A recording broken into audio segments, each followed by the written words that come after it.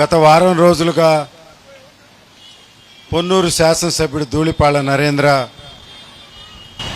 అతనే దళారి అని తన సంగం డైరీకి అనుసంధానంగా ఉన్న కాకాని వెంకటరత్నం ఫీడ్ ప్లాంట్ కోసం పశు దానా కోసం మొక్కజొన్నలు కొంటూ ఉన్నాడు.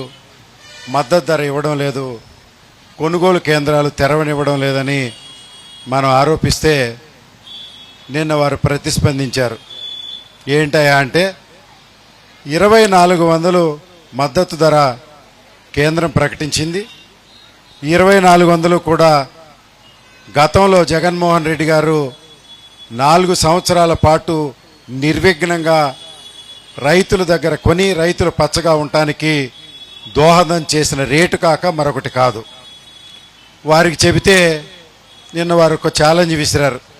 ఏంటా అంటే ఆయన కొంటున్న మాట వాస్తవం అంట, గత 10 సంవత్సరాల నుంచి కొంటున్నాడంట, 21 కొంటున్నానని చెప్పాడు. మద్దతు ధర 2400 ఉంటే 21 కొంటున్నా అంటాడు. అతను కొంటుంది 1650, అది నకిలీ సత్యం. ఏదో బిల్లులు మ్యానిపులేట్ చేసి 21 రాసుకుంటా ఉన్నాడు.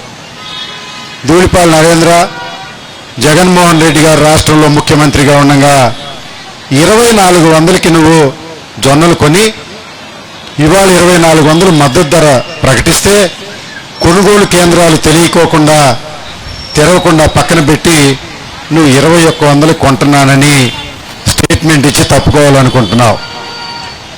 ఇది రాష్ట్ర ప్రభుత్వం ఒక పక్క రేటు ప్రకటించి కొనుగోలు కేంద్రాలు తెరిచే బాధ్యత స్థానిక శాసనసభ్యుడిగా నీ మీద ఉంటే నువ్వు వేరే రకంగా మారుబేరాలు చేయడం ఇది ఇన్సైడర్ ట్రేడింగ్ కాక మరొకటి కాదు.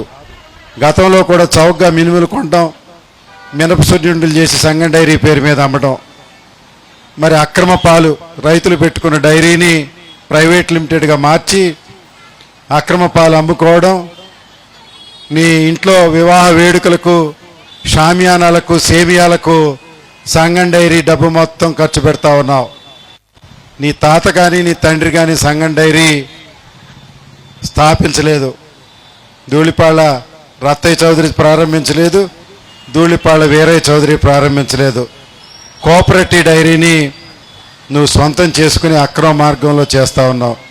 ఇప్పుడేమో మొక్కజొన్నలు అంటే రైతుల కష్టాన్ని పొన్నూరు నియోజకవర్గంలో 6 పర్యాయాల నుంచి నువ్వు దోచుకుని అదే ముడి పదార్థంగా పెట్టుకుని దాని నుంచి దాని ఆధారిత పరిశ్రమలు పెట్టుకుని కోట్లాది రూపాయలు సంపాదించే దుర్మార్గుడు ప్రస్తుతం మొక్కజొన్నల దళారీల మాఫియాకి గ్యాంగ్ లీడర్. అయితే మన స్పందన వారికి తెలిసిందో ఏమో, ఇప్పుడే పత్రికా విలేకరులు చెప్తా ఉన్నారు 3 గంటలకి ధూళిపాళ నరేంద్ర గారు ప్రెస్ మీట్ పెట్టారండి అని. మళ్ళా కాసేపటికి వచ్చి 4 గంటలు అన్నారు. ఇప్పుడు 4 కూడా కాదంట, 5 గంటలని చెప్పారంట.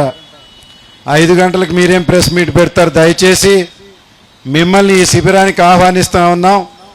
వైఎస్ఆర్ కాంగ్రెస్ పార్టీ తరఫున రైతుల పక్షాన జరుగుతున్న అన్యాయాన్ని చర్చించడానికి మేము సిద్ధంగా ఉన్నాం.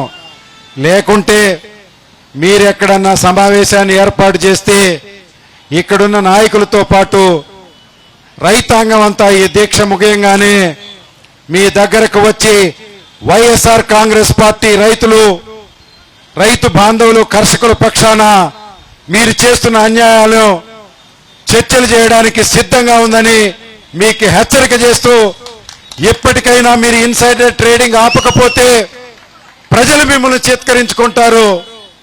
మరి అచ్చెన్నాయుడు ఎక్కడో సింగపూర్లో ఉన్నాడు, మద్దతు ధరకు మొక్కజొన్నలు కనలేని చేతులు ఎత్తేశాడు. పొన్నూరు నియోజకవర్గంలో పెక్కు నియోజకవర్గాల్లో దళారీల మాఫియా కొంటున్న దానిలో కమిషన్లు అచ్చెన్నాయుడికి బ్యాగులు రోజు చేరుతా ఉన్నాయి. మరి మీరు రైతులు వస్తే బ్యారికేడ్లు పెట్టి ఆపడం కాదు, అచ్చెన్నాయుడికి పోయే డబ్బు బ్యారికేడ్లు పెట్టి ఆపండి. ఇంకా మీరు మద్దతు ధర కేంద్రాలు రేపు ఎల్లుండిలో తెరవకపోతే ఇటు పొన్నూరు నియోజకవర్గ శాసనసభ్యుడు, అటు రాష్ట్ర వ్యవసాయ శాఖ మంత్రి అచ్చెన్నాయుడు ఆ పదవికి అనర్హులుగా వెంటనే రాజీనామా చేయాలని వైఎస్ఆర్ కాంగ్రెస్ పార్టీ కర్షకుల పక్షాన డిమాండ్ చేస్తూ ఇప్పుడు రైతు బాంధవుడు అవనిగడ్డ మాజీ శాసనసభ్యులు శ్రీ సింహాద్రి రమేష్ గారిని ప్రసంగించవలసిందిగా కర్షకుల తరపున నేను కోరుకుంటూ ఉన్నాను. ధూళిపాళ నరేంద్ర గారు మీరు అనుకున్నటువంటి సాధారణ శాసనసభ్యులు కాదు. వారికి 2 రాష్ట్రాల్లో పరపుతుంది. వారి కుటుంబంలో ఒక వేడుకొస్తే 2 హెలికాప్టర్లు పోలీస్ పరేడ్ గ్రౌండ్స్లో తిరిగినాయి. 1 రేవంత్ రెడ్డి, 2 చంద్రబాబు నాయుడు. సరే, చంద్రబాబు నాయుడు గారు మీ మాట వినడం లేదు, ఆయన ఏం చెప్పినా మీకు ఇంటర్వ్యూ ఇవ్వడం లేదు.